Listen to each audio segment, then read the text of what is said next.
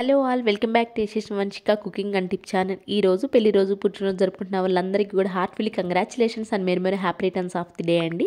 Skip చేయకుండా చూడడానికి అయితే ట్రై చేయండి. ఈ టిప్స్ తోటి మనం పనులను సులువుగా చేసుకోవచ్చు, మన మనీని అయితే సేవ్ చేసుకోవచ్చు. ఏది మీకు బాగా నచ్చింది అనేది కామెంట్ బాక్స్లో కామెంట్ చేయండి. యూస్ఫుల్గా అనిపిస్తే మాత్రం మీ ఫ్రెండ్స్ అండ్ ఫ్యామిలీ షేర్ చేయండి. స్టెప్ని అయితే చూసేద్దామండి. ప్రతి ఒక్కళ్ళ ఇళ్లలో ఏంటి అంటే ఇలా టీ కప్స్ హ్యాండిల్ పగిలిపోయినవి అయితే ఉంటాయి కదండి. వీటిని ఏం చేస్తాం, మనం అనవసరం అని చేసి పక్కన పడేస్తూ ఉంటాం కదా. అయితే వీటిని కూడా ఇప్పుడు యూజ్ ఎలా చేయాలో చూద్దామండి. మనకి స్టీల్ బాక్స్ ఉంటుంది. స్టీల్ బాక్స్లో ఈ పగిలిపోయిన టీ కప్స్ ఏవైతే ఉన్నాయో వీటిని కనుక పెట్టేసి మన జీలకర్ర ఆవాలు అన్నిటిని అయితే పెట్టేసుకోవచ్చు అండి.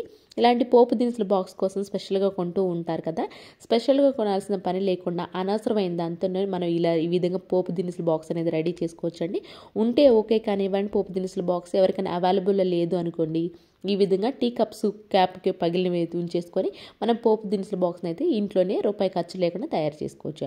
ఐ హోప్ టిప్ అయితే నచ్చిందని అనుకుంటున్నాను. నెక్స్ట్ టిప్ వచ్చేసి ఒక స్పూను రాక్ సాల్ట్ని అయితే తీసేసుకున్నానండి. నేను దోశ ప్యాన్ పైన వేసి ఒక 2-3 మినిట్స్ ఫ్రై చేయండి, సరిపోతుంది.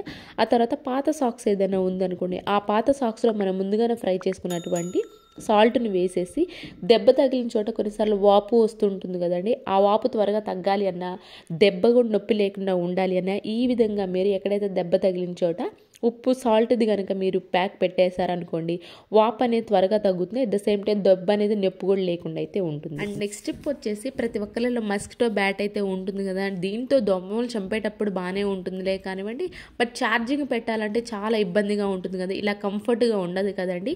మళ్ళీ ఇది ఇలాగే పెట్టేసి వదిలేసామనుకోండి, పిల్లలు వెళ్ళినా కానివ్వండి కింద పడేస్తూ ఉంటారు, బై మిస్టేక్ కూడా కింద పడుతుంటుంది. మళ్ళీ మనం మనీ వేస్ట్ కదండి, మళ్ళీ ఇది కొనాలి అన్నా. కానీ అలా కాకుండా సింపుల్గా మనకి ఛార్జింగ్ పెట్టేట కంఫర్ట్గా ఉండాలి అని అనుకుంటే మాత్రం అనవసరమైన పడేసి టిష్యూ రోలర్స్ ఉంటాయి కదండి, వీటిని తీసుకొచ్చి డబల్ టేప్ ప్లాష్ బ్యాక్ సైడ్ కనుక అంటించేసి ఈ విధంగా ఆ ప్లాష్ని గోడకు అంటించేసి పెట్టేసామనుకోండి రోలర్ని, మన బ్యాట్ ఛార్జింగ్ పెట్టుకునేటప్పుడు ఈజీగా అయితే ఉంటుంది, కింద పడుతుంది అనే టెన్షన్ లేకుండా అయితే ఉంటుంది. అనవసరమైన దాన్ని టిష్యూ రోలర్ కూడా యూజ్ చేసిన వాళ్ళు అయితే అట్ ద సేమ్ టైం మన మనీ కూడా బ్యాట్ అనేది కింద పడక మనీ కూడా సేవ్ చేసుకునే వాళ్ళం అయితే అవుతాం. ఐ హోప్ టిప్ అయితే నచ్చితే ప్లీజ్ ఒక లైక్ ఇవ్వండి. మీరు ఒక లైక్ ఇవ్వడం వేరే వాళ్ళకి అయితే ఈ వీడియో సజెస్ట్ అవుతుంది కాబట్టి ప్లీజ్ లైక్ ఇచ్చి సపోర్ట్ చేయండి. అండ్ నెక్స్ట్ టిప్ వచ్చేసి ఏదైనా గ్యాస్ కట్టర్ పాడైపోయింది ఉంది అనుకోండి, దాన్ని అనవసరం చేసి పక్కడేస్తూ ఉంటాం కదండి. అయితే దాన్ని ఇప్పుడు యూజ్ ఎలా చేయాలో చూద్దామండి. ఈ విధంగా బట్టల క్లిప్స్ అనేవి పెట్టేసుకోవచ్చు అండి. దీనివల్ల ఏంటి అని అంటే మనకి క్లిప్స్ ఎక్కడ పడితే అక్కడ పడేస్తూ ఉంటాం కదా, ఈ విధంగా పెట్టుకోవడం మంచి ఆర్గనైజ్గా ఉంటుంది, మనకి ఈజీగా కూడా కనిపిస్తాయి. అట్ ద సేమ్ టైం కొన్నిసార్లు మేడ పైకి బట్టలు ఆరబెట్టడానికి వెళ్తూ ఉంటాం కదండి, బకెట్లో క్లిప్స్ అనేవి వేసుకొని వెళ్తూ ఉంటాం కదా. ఈ విధంగా మనం గ్యాస్ కట్టర్గా పెట్టేస్తామనుకోండి, గ్యాస్ కట్టర్ని కూడా ఈజీగా తీసుకొని వెళ్ళొచ్చు. బకెట్లో పెడేసామనుకో ఎక్కడో అడుగును వెళ్ళిపోతూ ఉంటాయి కదా, అలా కాకుండా ఏదైనా గ్యాస్ కట్టర్గా పెట్టేసామనుకోండి మనకి ఈజీగా పట్టుకొని వెళ్ళడానికి ఉంటాయి. ఎట్ ద సేమ్ టైం మనకి ఈజీగా కూడా అయితే కనిపిస్తాయి. ఐ హోప్ ఈ టిప్ కూడా నచ్చిందని నచ్చితే కనుక ప్లీజ్ మీకు ఏది బాగా నచ్చింది అనేది కామెంట్ బాక్స్లో కామెంట్ చేయండి. అండ్ నెక్స్ట్ టిప్ వచ్చేసి ఇలా నెట్టెడ్ బ్యాగ్స్ వస్తూ ఉంటాయి కదా ఫ్రూట్స్ కొన్నప్పుడు, వీటిని ఏంటి అనవసరం చెప్పి పడేయకుండా దీన్ని ఇప్పుడు యూజ్ ఎలా చేయాలో చూద్దామండి.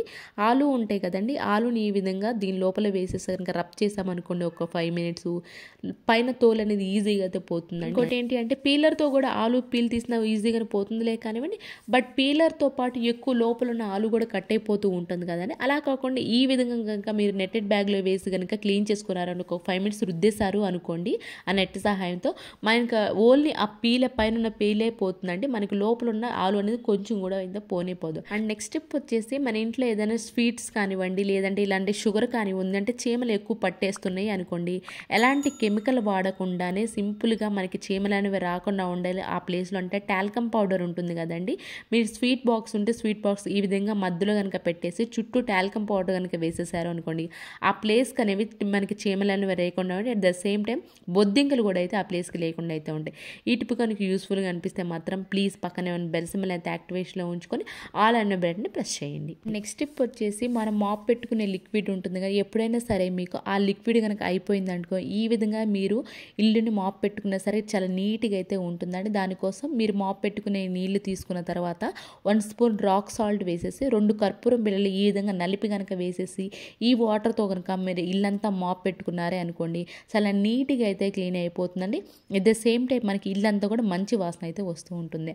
ఐ హోప్ టిప్ కూడా నచ్చిందని అనుకుంటున్నానండి. నచ్చితే కనుక please me friends and family share చేయండి. నెక్స్ట్ టిప్ వచ్చేసి ప్రతి ఒక్కరి కిచెన్లో ఎదుర్కొనే ప్రాబ్లంకి సొల్యూషన్ అయితే తీసుకొచ్చేసానండి. ఇప్పుడు గ్యాస్ స్టవ్ పైన ఎప్పుడైనా సరే ఆయిల్ ఎక్కువ పడింది అనుకోండి, దీనివల్ల వాటర్ వాటర్ కూడా ఎక్కువ పెట్టి క్లీన్ చేయాల్సి ఉంటుంది కదండి.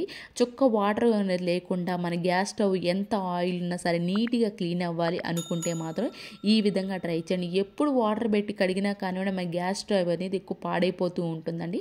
అలా కాకుండా సింపుల్గా ఈ విధంగా కనుక ట్రై చేశారు అనుకోండి, మనకి తడి అనేది లేకుండా చాలా నీట్గా అయితే క్లీన్ అయిపోతుంది. దానికోసం ఎక్కడైతే మీకు ఎక్కువ ఆయిల్ పడిందో ఆ ప్లేస్లో శనగపిండి ఉంటుంది కదండి, శనగపిండి వేసేసండి.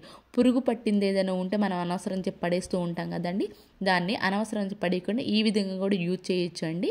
శనగపిండి వేసేసి ఒక పాత క్లాత్ ఏదైనా ఉంది అనుకోండి, ఆ పాత క్లాత్తో కనుక నీట్గా క్లీన్ చేసామో అనుకోండి, మనకు ఆయిల్ మరక అనేది లేకుండా ఉంటుంది. మనం చుక్క నీళ్లు వాడకుండానే మన గ్యాస్ స్టవ్ని చాలా నీట్గా అయితే క్లీన్ అయిపోయింది. చూసారా ఇందాక ఎంత ఆయిల్ మరకలుగా ఉందో, ఇప్పుడు చూసారా కొంచెం ఆయిల్ మరక అనేది జిడ్డు అనేది లేకుండా చాలా నీట్గా అయితే క్లీన్ అయిపోతుంది. ఒక్క చుక్క వాటర్ లేకుండా లిక్విడ్ లేకుండానే మన గ్యాస్ స్టవ్ నీట్గా క్లీన్ చేసుకోవాలనుకుంటే మాత్రం ఈ విధంగా క్లీన్ చేసేసుకోండి. అయితే ఆ శనగపిండి మనం క్లీన్ చేసేటప్పుడు పాత క్లాత్తో క్లీన్ చేసుకునేటప్పుడు ఈ విధంగా ఒక సైడ్కి కనుక పెట్టేసాము అనుకోండి, మళ్ళీ మనం ఇది తీసి డస్ట్బిన్లో వేయడానికి ఈజీగా అయితే ఉంటుంది. లేదంటే గ్యాస్ స్టవ్ మొత్తం చుట్టూ పడిపోతుంది. అలా కాకుండా మీరు పాత క్లాత్తో క్లీన్ చేసేటప్పుడు ఈ విధంగా ఒక సైడ్కి పెట్టేస్తారనుకోండి, మనకి ఈజీగా డస్ట్బిన్లో వేయడానికి అయితే ఈజీగా అయితే ఉంటుంది. అండ్ నెక్స్ట్ టిప్ వచ్చేసి చలికాలం ఏంటి అని అంటే స్కిన్ అనేది డ్రై అయిపోతూ ఉంటుంది కదండి. ఎంత మనం మాయిశ్చరైజర్స్ అప్లై చేసినా కానీ తెల్లగా వస్తూ ఉంటుంది కదా.